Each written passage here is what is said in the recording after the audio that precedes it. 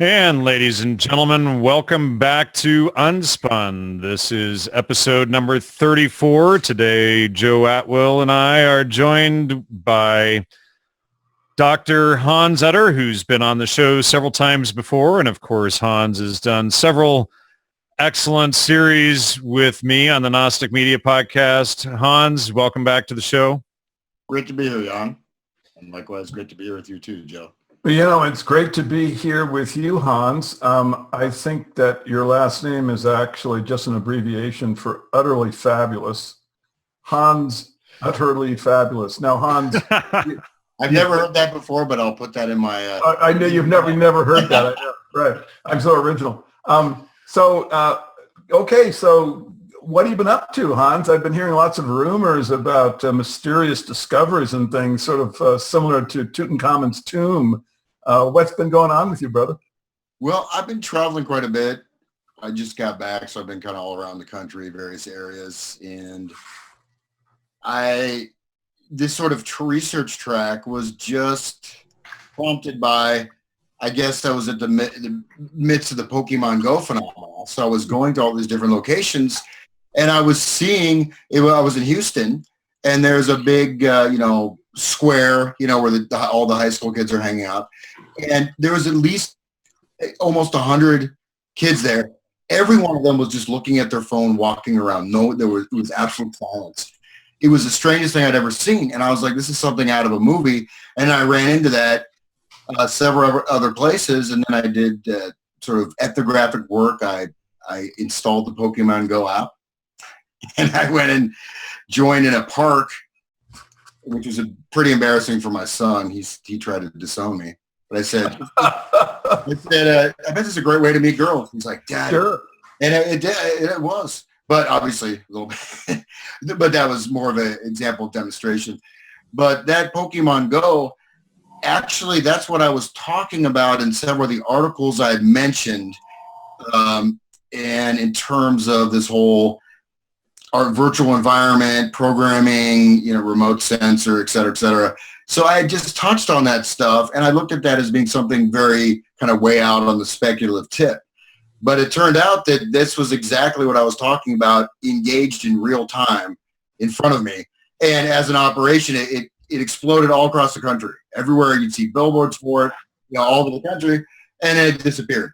But from that, I began to look into that more, and it tied directly, interestingly enough, it tied directly in with psychedelics, in with Grateful Dead, in with everything else, to such an extent that what I viewed as more of a speculative argument in terms of music, sort of on the higher level of reordering of consciousness, of bringing the sort of symbolic reality to a completely managed or manipulated plane within the individual. And exactly as Eric Triss said, the final stage of social dissolution is the society as one individual, which is exactly what that was. But as I did research, I ended up finding, which Jan and I think are going to do an episode here in more detail, finding these direct admissions by members of the Grateful Dead discussing this in detail, along with a bunch of other ties. And so it was so clear that, I could not have imagined that. I went through a lot of interview footage, but finding out that, the idea is that everyone will live in their own constructed world. There's no more language anymore.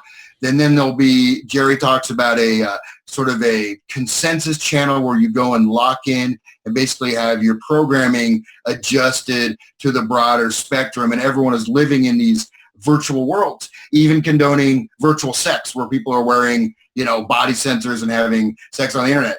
That's on the internet, but through these virtual reality devices. So anyways, there's lots and lots of details, but it really tied everything in, and in lots and lots of ways that if any one of these little doorways I open it up, there's a lot of material. But I'll let you guys go ahead and. Well, basically, what we're seeing now with this Pokemon app is the fusion of reality and cyberspace. Would you agree with that, Hans? Yeah. Well, It is, as Jerry describes it, at least this is virtual reality. This is done in the 90s, but he describes it as electronic LSD, and that's exactly what it is. Okay, it's electronic LSD. The term augmented reality, right, refers to the extension of consciousness through electronic devices in a real-time scenario. With Pokemon Go, one of the important facts to notice is it's the doorway of entertainment. It's entertainment. It's fun. It's a game. It's just music. You know what I mean? So you have that initial entry point is that of your guard is down. You're doing this to pass time. So within the Pokemon Go app, in my 10, 20 minutes I did it, what it does is it maps your space you see on your phone, visual mapping of that. So it takes the visual space you're seeing, it directs and guides you to specific focal points of activity in which you engage in the practice of taming the monsters. You get to choose an identity with very limited contours. You can, change your hair color, your eye color, whatever, but it's sort of like your identity is limited within very specific parameters. And then the game itself is quite odd and interesting in that it connects with demonology. It connects with particular direct types of demons, summoning demons, conquering demons. It relates to a book Aleister Crowley translated. So it has this whole occultic aspect. At the same time, your actions, everything you do. So it surveils everything you're doing. It has video surveillance, audio surveillance, geospatial surveillance, all at the same time, right? And you're engaging in this game, but you're being directed into specific spaces or places. You're following this app. The app is superseding the rules of the quote-unquote physical environment and providing types of actions you can undertake, including like kids were climbing over fences, going into power stations and stuff like that. But what it's doing is creating this society of one, meaning that you are completely mediated in all your interactions through either, you could say, a mechanistic or some type of social paradigm, which is completely undertaken on a virtual plane. It augments your own consciousness, and you enter into sort of a dream state, very akin to the psychedelic state.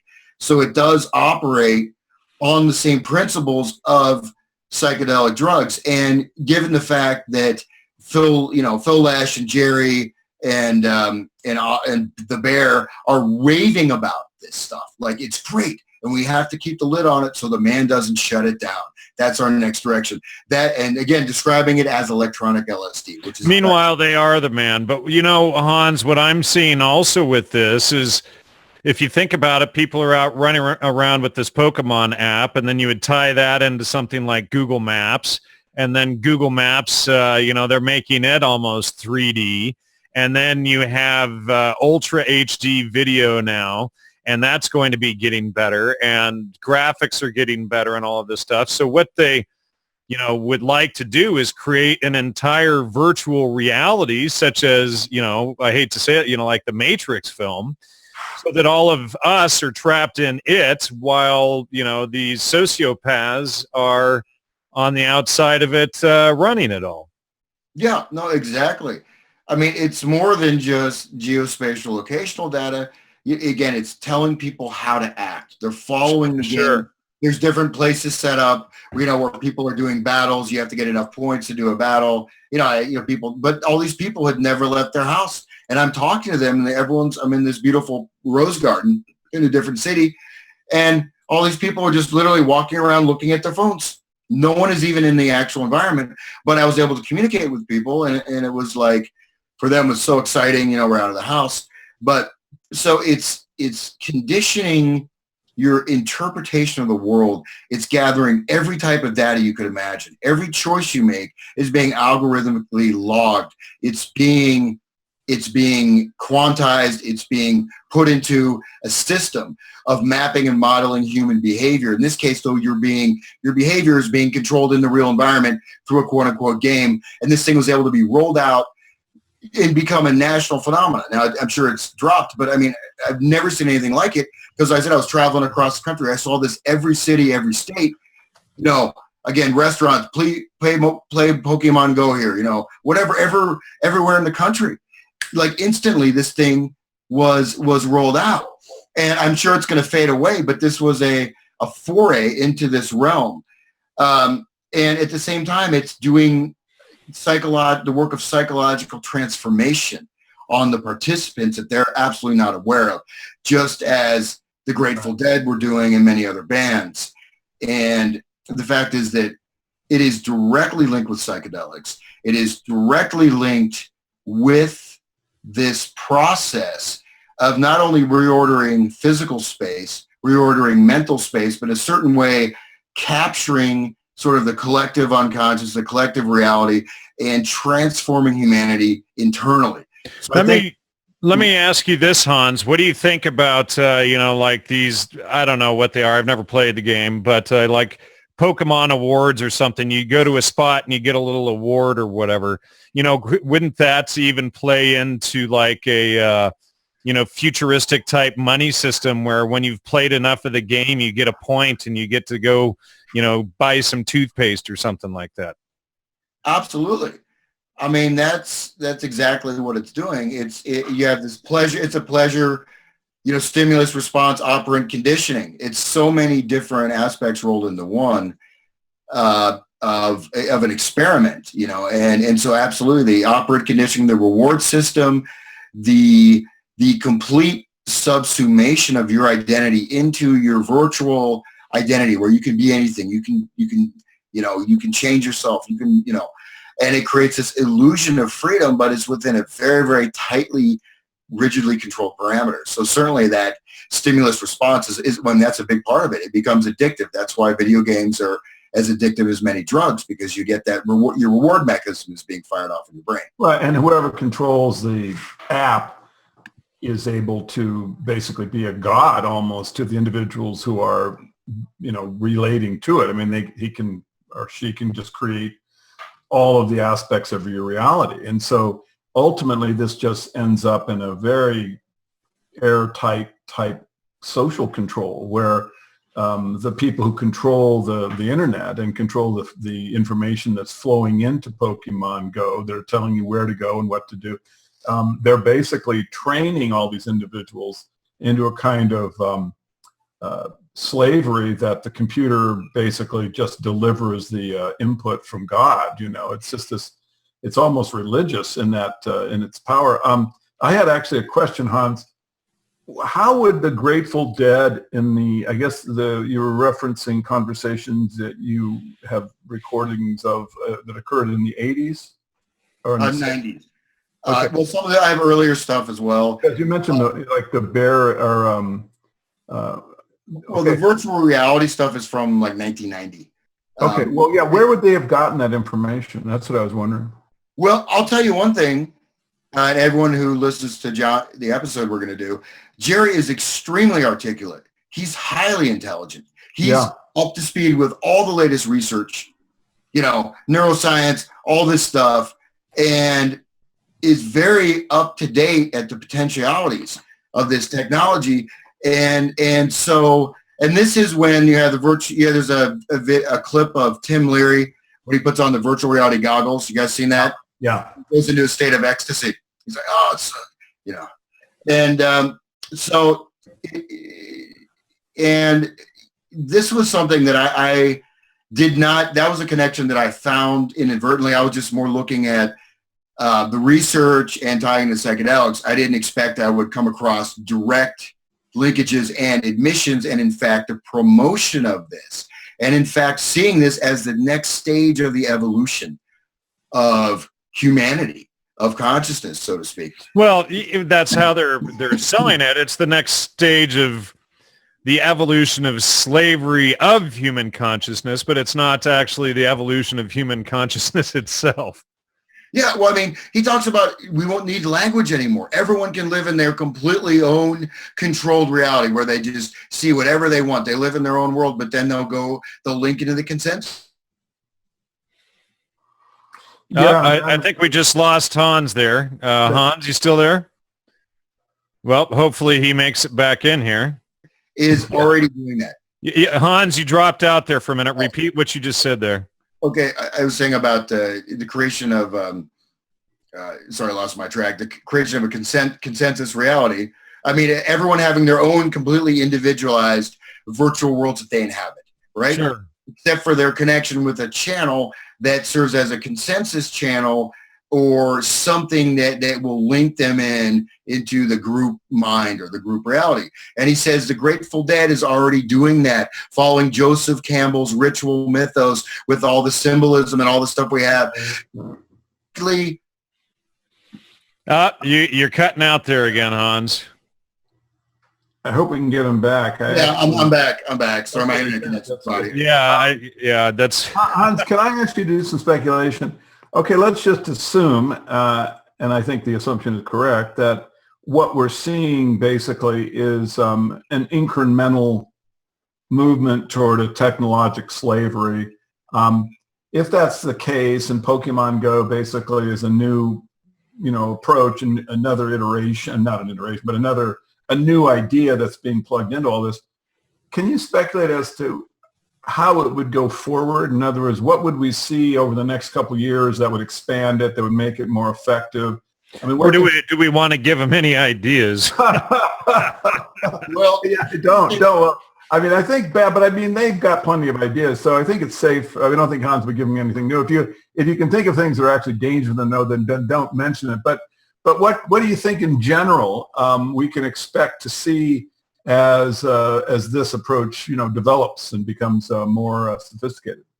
Well, first let's look at the founder, the guy that invented this game, right?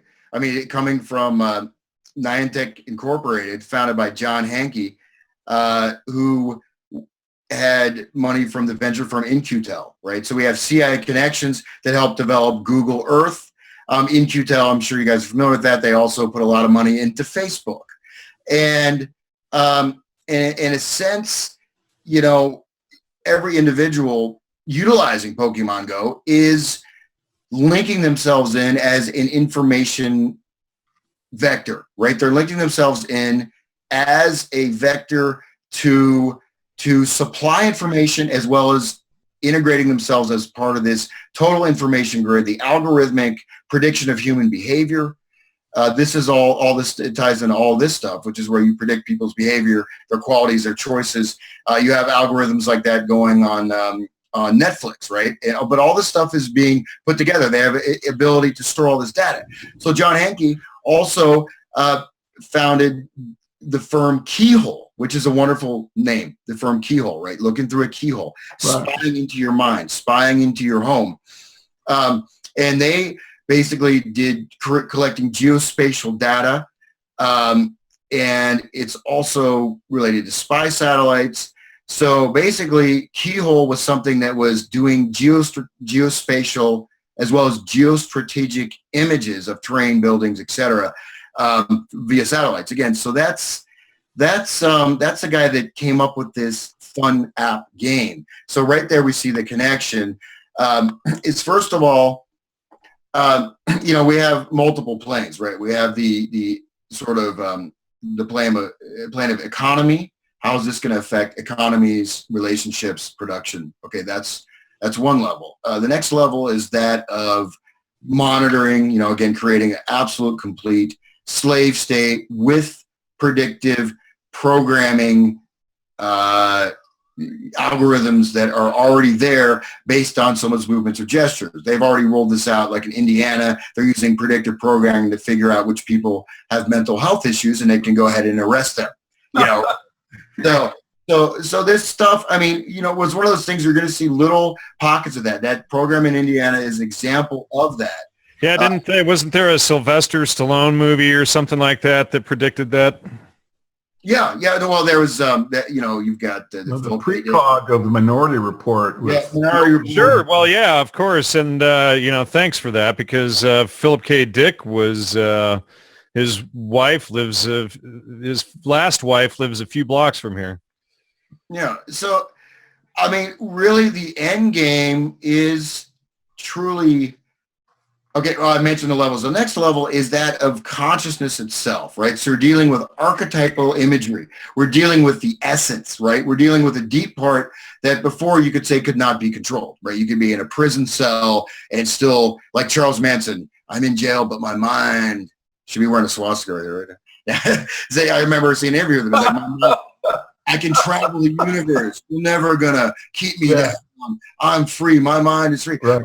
But that's the thing, is that even you have physical confinement or external authority, you still have a level of autonomy, and you have a level of humanity or consciousness, or whatever you want to call it, soul, spirit, mind, whatever that is. So it's also working on that level, on a much deeper level, to erode and transform, which is this idea of the alchemical transformation that I've mentioned quite a bit. And that takes place on the transmutation of the mind space, which is what Pokemon has, and exactly what the Grateful Dead were doing. And in fact, they proudly accept that mantle and talk about the as above, so below, and even in very detailed ways describing how they are transforming humanity, or a segment of humanity, which is sort of a bulwark for this new evolution state. So, Joe, to summarize your question, I mean, there's going to be lots and lots of incremental rollouts. Primarily, it's going to be where at a certain point you cannot function unless you're locked into certain types of devices, or certain types of behavior reading entities. More and more interaction will be done via computer. More and more the development, perhaps the virtual reality things, will be increased to the point where you can clamp on a helmet and go in the net in a mental place. And at that point, you're completely disembodied, and I would say completely disempowered. Whether or not Jerry or Owsley Stanley disagrees with me, I would say that that's the ultimate end game, is absolute reduction of humanity to almost like a sludge, almost an amoeba-like state where everything's being fed in, and you have simple action-reaction behaviors, and everything. It's basically an erasure of a certain, what I would say makes us human, actually. Yeah, what I think is going to happen is that they will basically get us to be familiar with this technique as something that's fun and a game, and then that will prepare us for it coming from the other side. In other words, where you're really going to get into the hard-edged slave amoeba human state is when you, in order to get at your bank account, you have to enter into basically the other side of the Pokemon Go game, where it's a virtual reality. The bank is, you can't access your money unless you're willing to basically, plug into the system. Well, they typically, Joe, get us, with convenience. Oh, it's more convenient, and but that's where it'll come from. Yeah, this is the road to hell isn't paved with good intentions, but with convenience. Right. So your bills, your utilities, your food, purchasing new things like cars, and then banking will all be basically entering into a Pokemon type app, which is not a game, but rather just this virtual reality where, you're just going to be moved around from point to point. And, as Hans said, you'll be atomized. It'll just be, you won't really interact with any humans whatsoever. You'll just be in this world of convenience, as Jan points out, but it'll be a completely atomized world where you'll be alone, and you'll be becoming more and more used to being alone and being in the computer generated world, and more uncomfortable with interacting with humans. And so the next step, basically, because this is all going somewhere, it's not just, they're not going to be static, when they're able to implement a virtual reality for all humans. It goes to extinction, because once they, as Hans says, get you to the amoebic sludge state, then there really is hardly anything left to terminate. I mean, it's just, just disconnecting a wire, hitting a button. Hans, I mentioned to somebody that the other day that this was a huge social experiment and system of social control, and they looked at me cross-eyed and said I was completely crazy. What do you have to say to that? Do you think it's actually a social control experiment? Oh, I mean, I think absolutely. I mean, a big tip-off point is also what I've been discovering is the media. When something is promoted and pushed, it gets that much attention. It becomes that popular. And Pokemon is something, maybe you have kids, they used to trade the Pokemon cards or whatever, but it's something that exploded out of nowhere. The second thing is that, I mean, if my experience before, I didn't know, I wasn't following the news. I didn't know Pokemon Go from, any part of my body. I just saw these weird slave-like people wandering around staring at their phones in silence. And it was the most bizarre experience. I mean, just seeing that, I was like, what is going on here? It was like, and I was reminded, of that show, The Prisoner. I was reminded of the Prisoner, right? Are you guys familiar with that TV show? Sure. Of course. Yeah, I think so. Yeah, and that's what he talked about in great detail, right? In that show is the creation of this environment. And that's what it brought to my mind. Again, my take on it is different because I didn't know what was happening, right?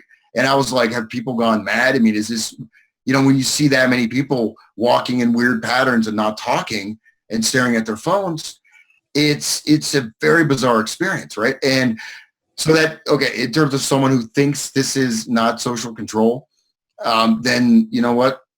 Let them, just tell them to F off. No, I'm just kidding. Basically, given the pedigree of where it came from. It's like those who can't see the shadows on the wall of Plato's cave, Right. Yeah. They just live in a completely separate dimension. They don't. Right. Yeah. They're not in reality. I mean, first of all, thanks for bringing out the pedigree. That's very, very important. Jan, I hope you're able to post that as some kind of alert on your site. I know I'm going to do it on Post Flaviana. You talking about this episode here or the new one? I'm going to post this episode, but also just this alert that the public should be aware of, that this is where Pokemon comes from.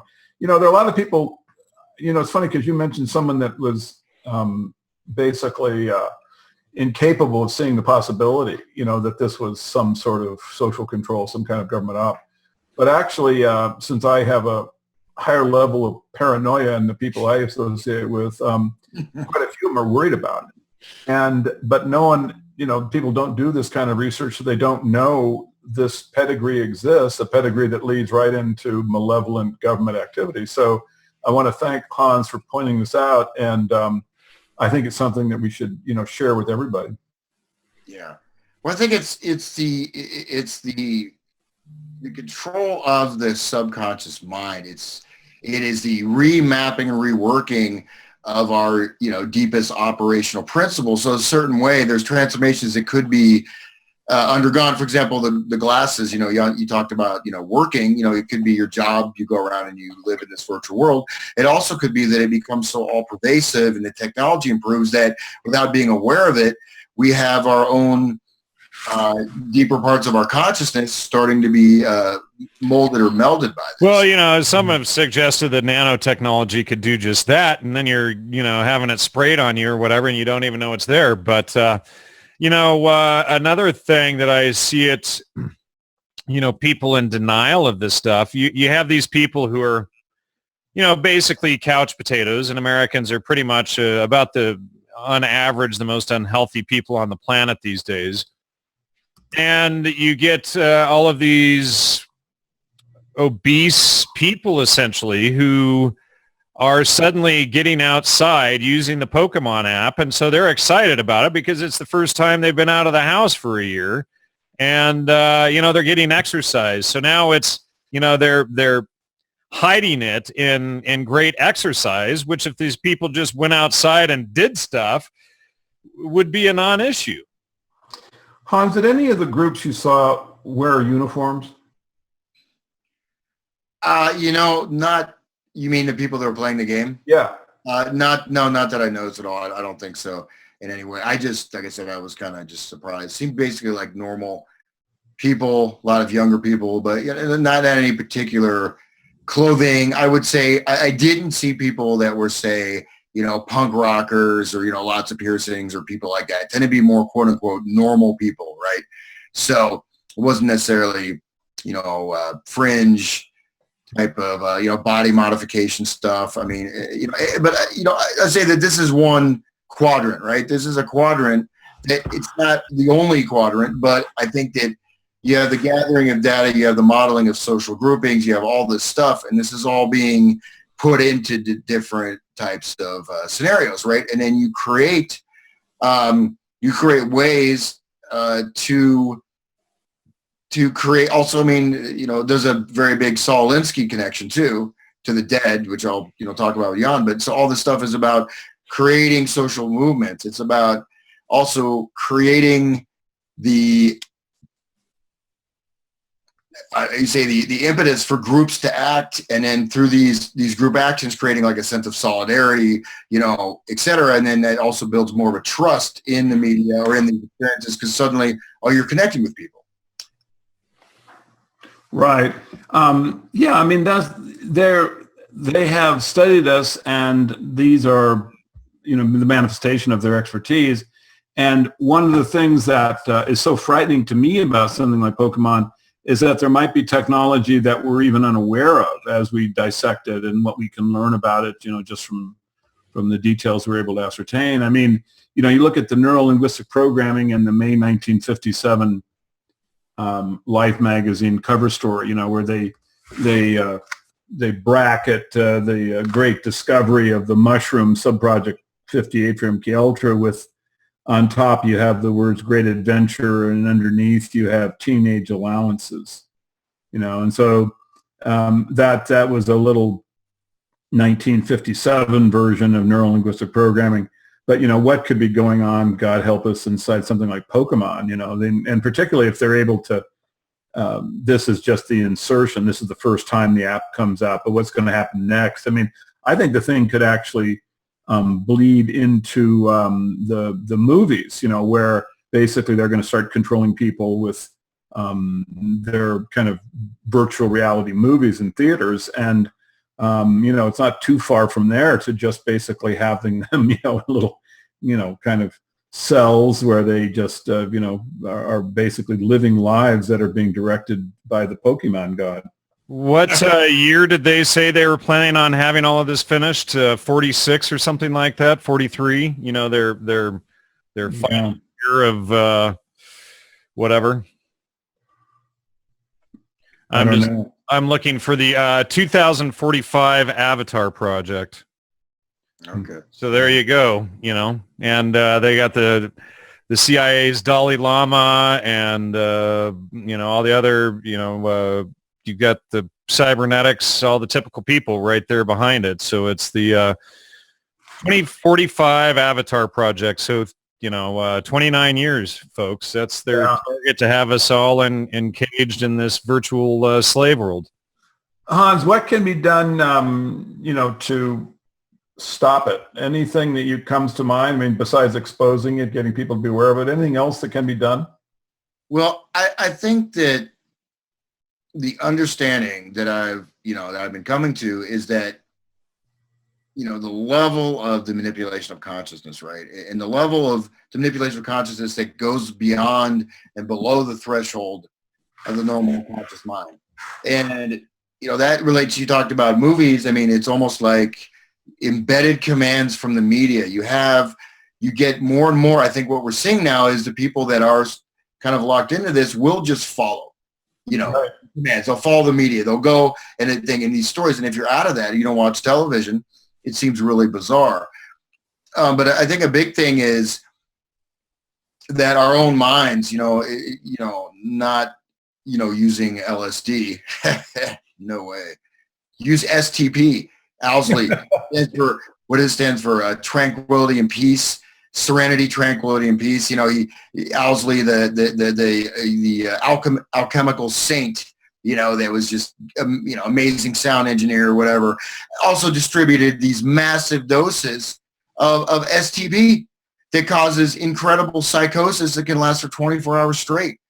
And so um, the idea that, our minds have been manipulated and controlled means that I think that we have the diligence to actually develop our awareness of our own minds, of our own bodies, of how we're acting, how we're interacting, to develop a type of understanding, whether that's doing something like martial arts, whether that's, spending time in nature, whether that's, doing type of a physical craft.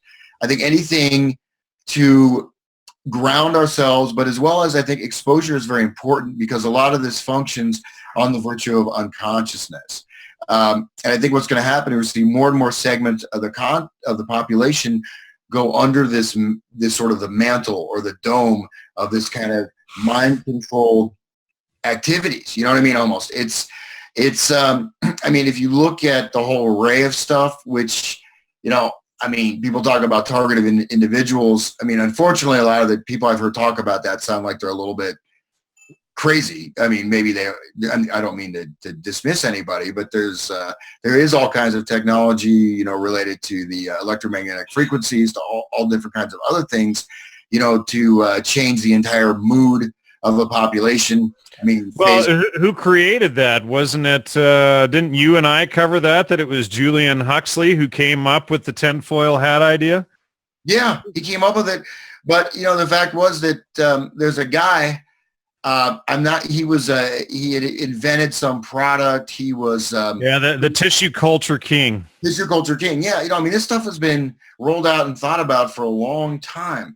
But, as an example, anecdote, which I'll have to look up the details, but basically this guy he was in a hospital. He had like a freak out with his wife and had some kind of road rage incident. This is, I don't know, in the 50s, I think. And he ended up being implanted. He had some stuff implanted in his head. And he was describing all this stuff. And then his caring psychiatrist allowed him to make a giant body-size tinfoil suit. And he became like the Tin Man. But this guy was in the media talking about what was done to him because they implanted stuff in his head, right? And then, Delgado and all those guys, Delgado discovered you could do this stuff remotely with radio frequencies. So, I think that's the other level. But, the other thing is that it's not that easy, right? If it was that easy, we wouldn't be having this conversation. Right, we'd already have the implants, yeah. Yeah, or it wouldn't even be necessary, because we've been, reduced to a state where we're no longer aware of our own direct sensory experience, as well as having enough understanding of our own minds, of who and what and where we are. And well, Hans, you just said it. Who, what, and where. Okay, so what are they trying to do? They're trying to get us to believe that reality itself doesn't exist, and that is your who, what, where, and when, and why, Well, you have to have who, what, where, and when to come to why to be able to explain how. So, they're amputating the reality aspect, which is the who, what, where, and when. Exactly. And even with GPS, it's great, but what if you can't read them out? I had a skill deficit, right? I was using GPS, and then I couldn't find my way to my own street. Well, it wasn't that bad, but you start using this external device. And this is it's called the process of offloading cognitive processes, right? This is also how, it's the basic evolutionary function of mankind. If you don't need to think about something, you can put that in automatic. Your brain will no longer devote energy to that, right? So sure. And then, you don't have to go out and buy a Thomas guide every year. Yeah. But at the same time, GPS, how many times you've been taken to some weird street, you've been lost. I've had my GPS take me to some very unpleasant areas, when I've been driving across the country, probably accidentally, but that's an example. But GPS is just one small facet, and GPS is actually extremely helpful in a lot of ways, right? But absolutely. And imagine how much gas and time it saves. And, you're on the road and you can look at your GPS and you can tell the person, I'll be there in 6 minutes, and then sure enough, you pull in 6 minutes. Yeah. And that's a miracle, right? It's great. But when you combine that with every type of data that's being called, right? So even what websites you visit, how long you visit them, what purchases you make, what days you make them, whatever, you start to, and then with facial recognition software, you start to develop a very, very detailed and advanced picture of data points about human beings. And then, like I said, the Pokemon Go is not only are you, on Facebook, interacting with people or your virtual self, but now the actual environment is being superseded by this stimuli, by this thing. And that's what, when people are going outside and encoding that. And actually in the Pokemon Go, they have these weird little like surveillance drones flying around. I said, what are these? I was like, what are those? Oh, that's just part of the game. Well, I see there's like surveillance drones that they show in various junctures and in different localities. Even getting people to just, well, it's just a surveillance drone. Don't worry about it. And then when they'll be flying around their own houses and they won't even give a damn. It's all part of the game. It's all part of the game. Dumbing the dumb down. Yeah. But I would like your guys' input just a little bit on how this, to me, like I said, I didn't expect to see such a direct correlation and a welcoming and a predicting of this by Jerry Garcia. I didn't expect that, but it's there. And that makes it much more than just speculative to say that the LSD and these things were not part of this longer, envisioning, right, of mankind, at least certain segments of mankind. And I think, if you want to look for sort of the origin of Pokemon Go, just look inside the research projects that we know about that were going on with MK Ultra. Absolutely. Look at the kind of control over the individual that they were trying to study and bring about. Well, what I find interesting, sorry there, Joe, regarding this whole thing is Jerry Garcia himself being on top of all of this stuff. Now, when you think of Jerry Garcia, you think of this, rocker strung out on LSD and cocaine and heroin and going to rehab clinics and things like that. But it's very similar to Aldous Huxley himself, Mr. MK Ultra architect, in that, we're sold that he's this playwright and this fiction author. And meanwhile, he's on top of all of the latest neuropsychology studies and, all of the game theory and cybernetics and all of the rest of it. And he's engineering this whole CIA project against humanity. So here we see a similar modus operandi with Jerry Garcia. Yeah, it's quite interesting. In all the interviews I went through interviews with some of the original Merry Pranksters done in the early 70s. These guys are just fried, right? They're erased. You know what I mean? I bet that you can get some information from them.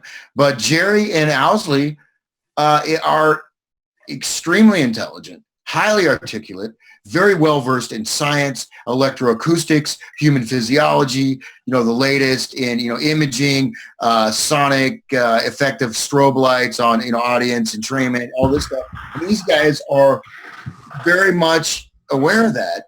And, I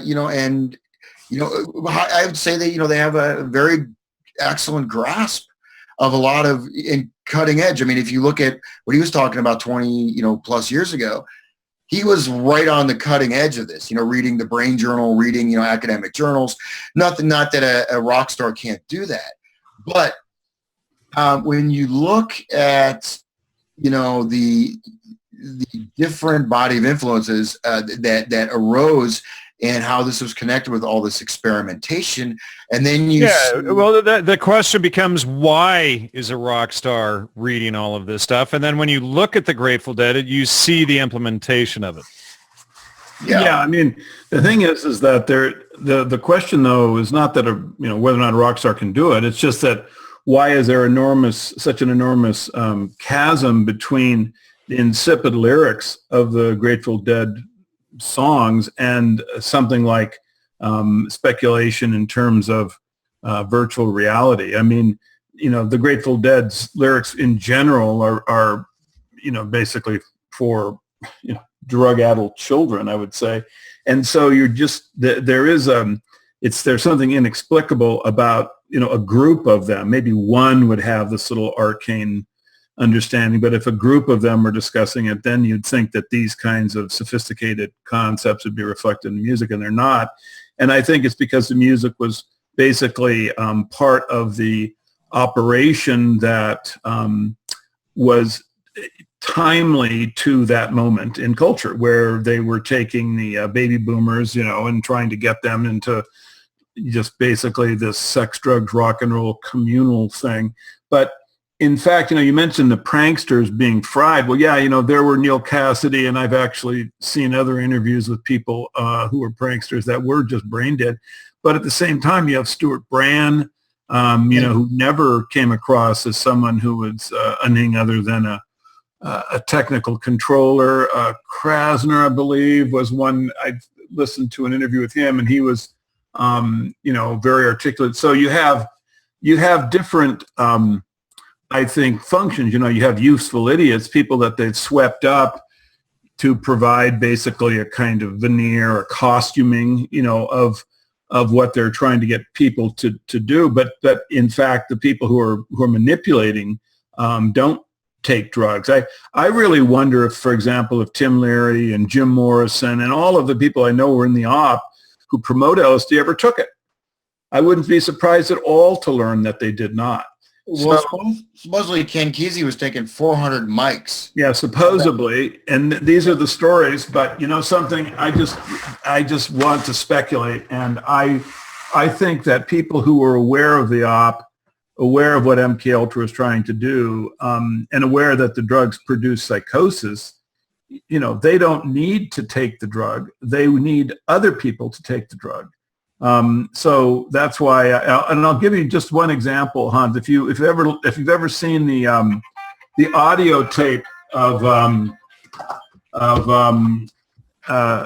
Ken Kesey supposedly on LSD, I mean, this is completely fictional. It definitely is Kesey. It's his voice, and he's talking about being on LSD, but the whole thing is fake. I absolutely guarantee you.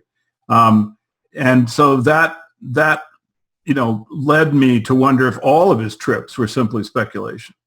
I think it'd be, if you get a chance, check that out, because you'll see that he references, the Great Eye, hieroglyphics, pyramids. I mean, it's just, once you plug him into the Freemasonry part of the op that is visible with the Grateful Dead, I think you can, pretty much guarantee that this LSD experience is fake. And then bear in mind, he's claiming that he's recording it, himself. That the CIA handlers are not actually,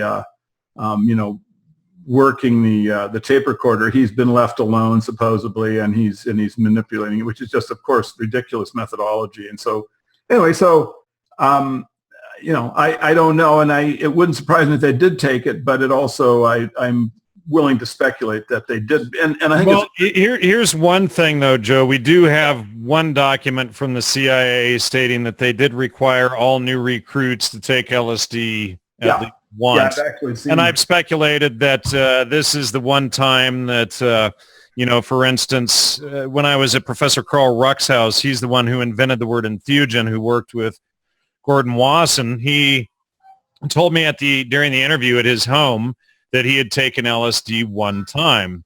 And I wouldn't be a bit surprised if that one time was for the CIA. But, I mean, here's the thing is, if they didn't have at least one experience with it, and somebody, they're out dosing all these people and somebody doses them, then they might be in a pretty bad predicament.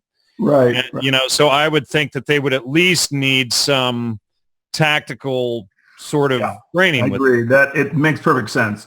But it's I just think that the citizen should look at all of their claims suspiciously. And so sure. I know a lot of the drug use that Terence McKenna claimed was fake, and it was just being done to basically get people to take these so-called. Terence McKenna would tell everybody to take heroic doses of 7 grams, and then he hadn't even taken them himself in 12 years or something like that. Yeah. And then of course Dennis McKenna tries to water this all down in his book and makes up a story about it. He actually tried psilocybin during that period. He did that once as a cover up for Terence not taking the mushrooms themselves during all that time. I mean, and it's also possible that I'll play some of these clips where Owsley is talking about going to the first acid test and describes it as absolutely terrifying. He said they were doing something very bad. There was some very, very dark energy there. And he was, he described this and which is very telling and very interesting. And you look at some of these clips of the acid tests. There's one acid test graduation on YouTube. You look at that. It's very dark, very demonic. They have guys wearing lab coats setting this bed on fire as part of the clips there. So there is a possibility, like say with ayahuasca ceremonies, where the leaders of the ceremony may have a small dose so they can get into that psychic space, but then not enough to lose control of themselves so they can maintain and shape and warp this stuff. It's like James Fadiman's microdosing technique. Of course, James Fadiman is married to Dorothy Fadiman, who was one of the merry pranksters. Go figure. Yeah. Well, look at Hans. Have you ever seen the hand-drawn poster of the first acid test promoting it? To get people to come. I just showed it on screen a minute ago. Yeah. I mean, sorry, I think Hans had one more point he was trying to get at there. Yeah, go ahead. Sorry.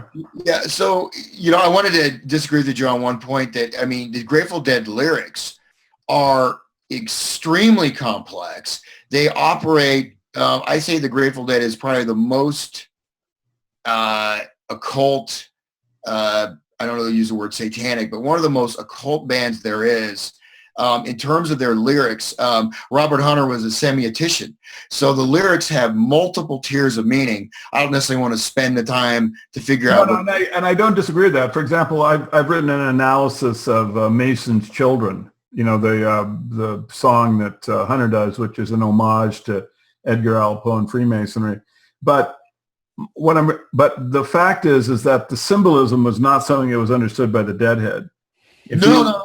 Yeah, and that's what I was really referring to, is that the kind of the surface level of the songs, sort of like the song Uncle Sam is in a rock and roll band. That's I think to the listener who is an average Deadhead is just almost without any any kind of coherency at all. But they would still listen to it hour after hour after hour. But there was, of course, a very sinister symbolic level, which was not something that the listener was aware of or could understand. But that could also, if you look at NLP, this could be programming their right. That's possible. Yeah. And the thing is, with the music, though, it seems it's like happy-go-lucky, a bunch of old hippies farting around on their bus playing this music, which is over on the surface is pretty innocuous, right? But below that surface, you have the longest running LSD distribution, collective mind control, implementation of, neo-feudalism, Aquarian age, in the country. Right. I mentioned earlier today, there's an article in Time Magazine about how LSD suddenly just massively dropped. The statistics on LSD dropped after Jerry died because they were distributing LSD across the country. But they're also, doing a lot of other things, and then when you tie in Owsley Stanley's experience, in the Air Force, 18 months in the Air Force, electronics training, suddenly manages to make millions of doses of LSD, as well as, this sound system, Robert Stark, Brotherhood of Eternal Love, et cetera, et cetera. All these different players that come into being. And what I think is most telling to me is the media. You look at the media of the time, the kind of exposure they're getting, right? The acid tests were, I think, my knowledge of them, they seem to be incredibly dark, right? incredibly dark. People going insane. People, you know, and according to Stanley, they were, you know, basically doing witchcraft. They're doing black magic. They're summoning demonic entities. But then suddenly, after he freaked out and drove his car into a ditch, then he goes back and starts making LSD for them and and starts giving the money to the warlocks, which is a little weird of that about face. Yeah, I mean, but of course, these narratives you can never trust. And I just wanted to mention one little component of Stanley that I think will be useful to know, and perhaps you do, but before the military, Stanley checked himself in for some reason for 18 months into St. Elizabeth Hospital. And if you look at the time when he was there, you'll see that it was when MK Ultra was actually using St. Elizabeth Hospital as a training and testing facility for psychedelic drugs.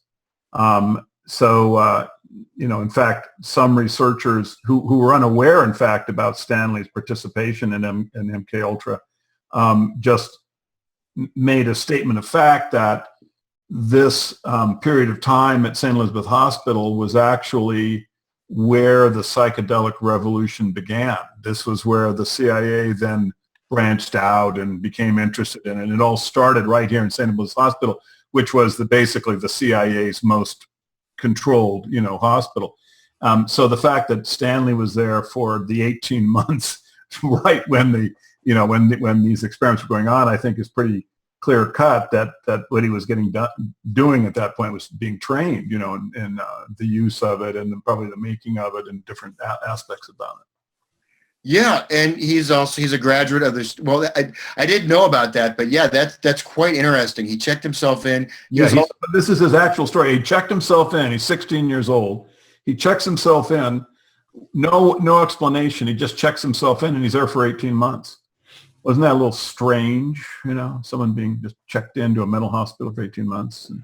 Yeah, and he also went to the Charlotte Hall Military Academy, right? And he's listed as one of the graduates. I have one of their brochures, and you have all these senators and all these other major people, and he's listed there on the list of William Rochester, and then you have Owsley Stanley, underground LSD cook, sound man, and financier for the Grateful Dead, listed for the Charlotte Military Academy, which is also quite interesting. That he studied there, and had all this background, and as well as Jerry was in the military, as well as everything taking place in Palo Alto. Well, just like Timothy Leary was a student at West Point, and then he's over there at Millbrook, not far from West Point, and then he was at Fort Dix. He was at Fort Dix, and in the Church Commission testimony, they only reference two places where they're actually doing drugs and experimentation with MK Ultra.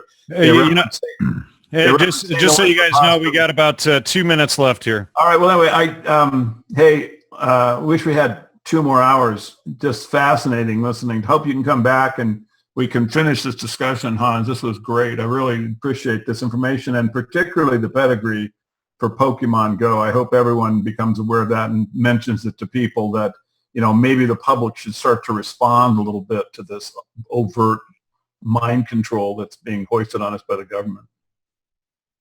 Yeah, no, definitely. It's a pleasure to be here and talk to you guys, and bringing out all the different information from different sides is really that's useful. Yeah, very valuable. Thank you, Hans. That was really, really interesting. Okay, for me, website CaesarMessiah.com, postflaviana.org. I got a bunch of books you guys can buy. And Jan, where tell us about your website.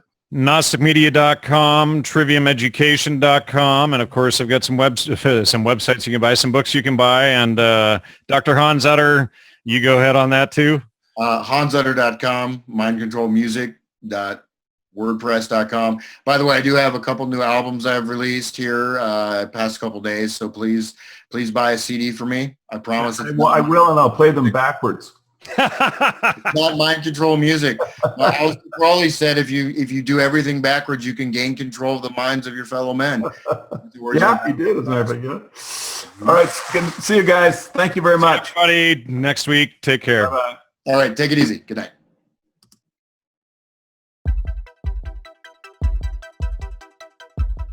Conscious Consumer Network was designed to create a live broadcast TV network for free and independent media and has been live on the air since the 1st of January 2015. CCN gets millions of minutes watched every month and is viewed in over 140 countries, having produced around 1,400 shows and counting. And you know, it's very hard to get on the mainstream media, of course, the corporate media that's getting tighter and more monopolized and more restrictive for any outside information. The live broadcasts are free to view and all shows are archived in high definition on YouTube. CCN plays host to a stellar team of broadcasters and producers, all of whom rely on the network to get their message and information out to the world. CCN has continued to evolve, constantly seeking to create greater media usage and opportunities for both broadcasters and viewers, including supporting projects such as the newly launched consciouscommunities.org, a brand new social media platform that is free to use and has been created for those dedicated to the pursuit of freedom, justice, peace, and sustainability to come together and co-create the solutions to a better world. Due to the constant heavy usage, we are in need of replenishing and replacing of key hardware and infrastructural wear and tear. This includes the fixing and replacing of parts of the live broadcast equipment system, as well as increasing storage capacities for content and projects. Without this, CCN and its affiliate projects will simply not be able to continue. Conscious Consumer Network is a publicly funded project, and it is up to you all to keep CCN on the air. Support our funding drive with a donation or become a monthly pledger. We thank you all for supporting free and independent media.